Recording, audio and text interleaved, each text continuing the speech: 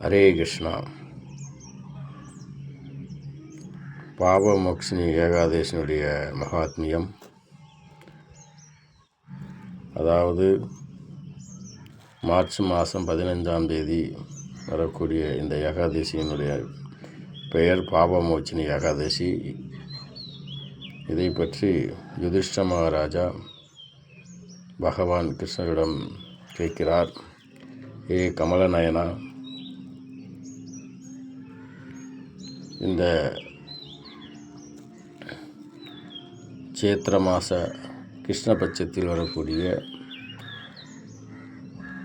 ஏகாதேசினுடைய மகிமையை பற்றி எனக்கு எடுத்து விளக்குங்கள். இந்த பாபமோக்ஷினி ஏகாதேசியை கடைபிடிப்பதனால் நாம் அடையக்கூடிய நன்மை என்ன என்பதை பற்றி விரிவாக எனக்கு எடுத்து சொல்லுங்கள் ரிஷிகேஷா என்று யுதிஷ்ட மகாராஜா பகவான் கிருஷ்ணரிடம் கேட்கிறார். அப்பொழுது பகவான் கிருஷ்ணர் இந்த பாபமோக்ஷினி ஏகாதசியை பற்றி விரிவான கதையை சொல்கிறார். இந்த பாபமோக்ஷினி ஏகாதசியினுடைய கதைகளை யாரெல்லாம் சிரத்தையோடு ஏகாதசி தினத்தன்று யார் கேட்கிறார்களோ அவர்களுக்கு 1000 கோதானம் செய்த பலன் கிடைக்கும் என்று சொல்லப்பட்டிருக்கிறது. ஆகவே ஏகாதசி தினத்தன்று இந்த பாபமோக்ஷினி ஏகாதசியினுடைய மகாத்மியத்தை நாம் சிரத்தையோடு கேட்போமானால் 1000 கோதானம் பண்ண பலனை அடையலாம் என்று இந்த மகாத்மியம் நமக்கு சொல்லுகிறது. அந்த அடிப்படையில் பகவான் கிருஷ்ணர் யுதிஷ்ட மகாராஜாவுக்கு சொல்லுகிறார். சவண ரிஷி என்ற ஒரு ரிஷி இருந்தார்.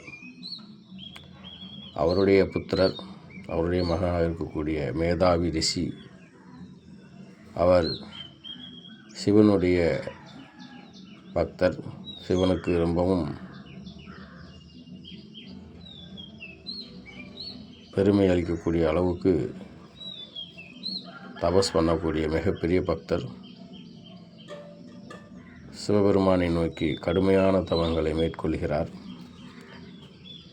அப்படி தபஸை மேற்கொள்ளும் பொழுது இந்த தப வலிமையை தெரிந்து கொண்ட இந்திரன் இந்த தபத்தை பங்கம் செய்ய வேண்டும், இல்லை என்றால் நம்முடைய இந்திர பதவிக்கு இந்த மேதாவி ரிஷி எதையாவது செய்து விடுவார் என்ற பயத்தில் இந்திரன் தன்னுடைய வேலையாட்களாக இருக்கக்கூடிய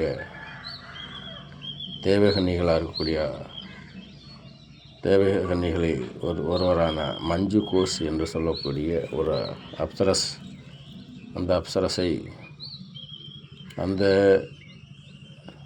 மேதாவி ரிஷியினுடைய தவ வலிமையை கெடுக்க வேண்டும் என்று சொல்லி அனுப்பி வைக்கிறார். அந்த மஞ்சு கோஷ் மேதாவி ரிஷி தபஸ் பண்ணக்கூடிய இடத்துக்கு சென்று அவருடைய தபஸை பங்கம் பண்ணும் வகையில் அவருக்கு முன்னாடி நின்று நடனமாடுகிறார். பலவிதமான காமசேஷ்டைகளை செய்கிறார். இதில் மேதாவி ரிஷி தன் தபத்தை மறந்து மஞ்சு கோஷோடு இணைந்து அவரோடு காதல் வலையிலே விழுந்து தவம் பண்ணுவதை மறந்துவிட்டார். இப்படி பல வருஷங்களாக, பல 1000 வருஷங்களாக அவர் 2 பேரும் உல்லாசமாக இருந்து வருகிறார்கள். அப்படி இருக்கும் காலத்தில் அவருக்கு திடீரென்று ஒரு நாள் ஞான உதயமாகிறது. நாம் என்ன பண்ணி கொண்டிருந்தோம், திடீரென்று ஏன் இப்படி நாம் மாறிவிட்டோம்? நாம் சிவபெருமானை நோக்கி கடுமையான தவங்களை மேற்கொண்டிருந்தோம். அப்படி மேற்கொண்டிருக்கும் பொழுது திடீரென்று எப்படி நாம் இப்படி சல்லாபங்களில் ஈடுபட நேர்ந்தது என்ற அவருக்கு ஞாபகம் வந்தது. அதை ஞாபகப்படுத்தி என்னுடைய தவ வலிமையை இந்த மஞ்சுகோஸ் என்கிற இந்த தேவகன்னியை கெடுத்து விட்டால் நான் சிவபெருமானுக்காக கடுமையான தவத்தை மேற்கொண்டிருந்தேன். என்னை தவத்திலிருந்து என்னை கெடுத்து இந்த மாதிரியாக சல்லாபத்திலே ஈடுபட வைத்து விட்டாள் என்று அவள் மேல் குரோதம் கொண்டு ரொம்ப கடுமையான கோபத்திலே மஞ்சுகோசுக்கு சாபமிடுகிறார். என் தவ வலிமையை கெடுத்த துரோகி, ஆகவே நீ பிசாசாக மாறிப்போ என்று சாபம் போடுகிறார். இந்த சாபத்தை கேட்ட மஞ்சுகோஸ், மகாத்மா, என்னை மன்னித்து விடுங்கள். நான் ஒன்று உங்களை கெடுக்க வேண்டும் வரவில்லை. இந்திரன் தான் இங்கு என்னை அனுப்பி வைத்தார். ஆகவே எனக்கு சாப விமோசனம் கொடுங்கள் என்று சொல்லி அவருடைய சரணத்திலே விழுந்து மன்னிப்பு கேட்டாள். உடனே மேதாவி ரிஷி தன்னுடைய தகப்பனாக இருக்கக்கூடிய செவன ரிஷியிடம் மஞ்சுகோஸை அழைத்து கொண்டு அங்கே செல்கிறார்.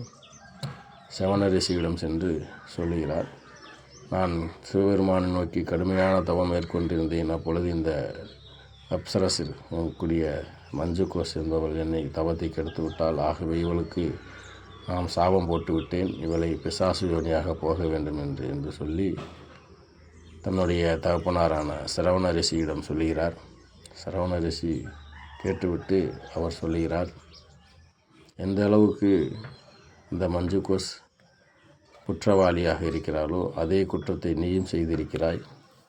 அவளுக்கு சாபம் போடுவது மிகப்பெரிய குற்றம். ஆகவே நீயும் குற்றவாளி. 2 பேரும் இந்த குற்றத்திலிருந்து விடுதலை அடைய வேண்டும் என்று சொன்னால் இந்த சேத்திர மாதத்தில் வரக்கூடிய கிருஷ்ணபட்சத்தில் வரக்கூடிய பாவமோச்சினி ஏகாதசி என்று ஏகாதசியை முறைப்படி கடைபிடிப்பீர்களானால் 2 பேருடைய தோஷங்களும் நீங்கி பூரண சுகத்தை அடைவீர்கள் என்று சவண ரிஷி தன்னுடைய மகனாக இருக்கக்கூடிய மேதாவி ரிஷிக்கு மஞ்சுகோசுக்கும் அறிவுரைப்படுத்துகிறார். அந்த ரீதியாக இந்த ஏகாதசியை இருவரும் கடைபிடித்து பாவம் விமோசனம் அடைந்தார்கள். ஆகவே இந்த பாவமோச்சினி ஏகாதசி என்று விடிய காலையில் நாம் சங்கல்பத்தோடு இந்த ஏகாதசியை கடைபிடிக்க வேண்டும். முதலில் எழுந்தவுடன் ஒரு பக்கெட்டிலே கங்கா ஜலத்தை ஊற்றி அதற்கு மேலே தண்ணீரை ஊற்றி அதிலே ஸ்நானம் செய்வது சாலச் சிறந்தது.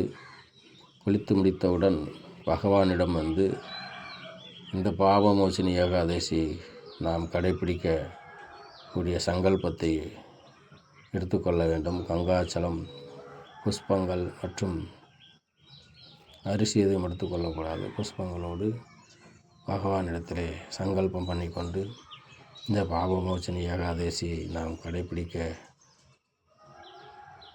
ஆயத்தமாக இருக்கிறோம். எங்களுக்கு இந்த ஏகாதசியிலே எந்தவித இடைஞ்சலும் வரக்கூடாது.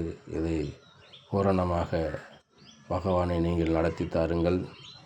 எங்களுக்கு குடும்பத்தில் கூடிய பிரச்சனைகள் சாந்தி அடைய வேண்டும், பக்தியிலே முன்னேற்றம் அடைய வேண்டும், இடையூறுகள் வராமல் தடுக்க வேண்டும் என்று சொல்லி, மற்றும் எதிரிகளின் தொல்லை, வஞ்சகர்களின் சூழ்ச்சி இவற்றையெல்லாம் நீங்கள் எங்களை காப்பாற்ற வேண்டும் என்று சொல்லி இந்த பாவமோச்சனி ஏகாதசியை சங்கல்பம் எடுத்துக்கொண்டு சிரத்தையோடு அந்த ஏகாதசி தினத்தன்று இந்த ஏகாதசி மகாத்மியத்தை அன்ற நாள் கேட்டு அது மூலமாக 1000 கோதானம் செய்யக்கூடிய பலனையும் அடைய வேண்டும். அதோடு துவாதசி என்று விரதம் முடிக்கும் பொழுது குறைந்தபட்சம் பிராமணர்களுக்கு, பக்தர்களுக்கு ஏதாவது தானம் அளித்துவிட்டு அந்த ஏகாதசியை நாம் சிரத்தையோடு அதை செய்தோமானால் இந்த பாவமோச்சனி ஏகாதசியினால் நாம் பூரண பலனை அடைவோம். ஆகவே இந்த பாவமோச்சனி ஏகாதசியினுடைய மகாத்மி இப்படியாக முடிவடைகிறது. கேட்கக்கூடிய எல்லோரும் இந்த ஏகாதசியினுடைய கதையை மற்றவர்களுக்கும் அனுப்பி வைக்குமாறு கேட்டுக்கொள்கிறேன். கேட்கக்கூடிய ஒவ்வொருவரும் நம்முடைய சேனலை சப்ஸ்கிரைப் பண்ணி லைக் போட வேண்டும் என்று மிகவும் பணிவின்புடன் கேட்டுக்கொள்கிறேன். ஹரே கிருஷ்ணா. ஹரே கிருஷ்ண.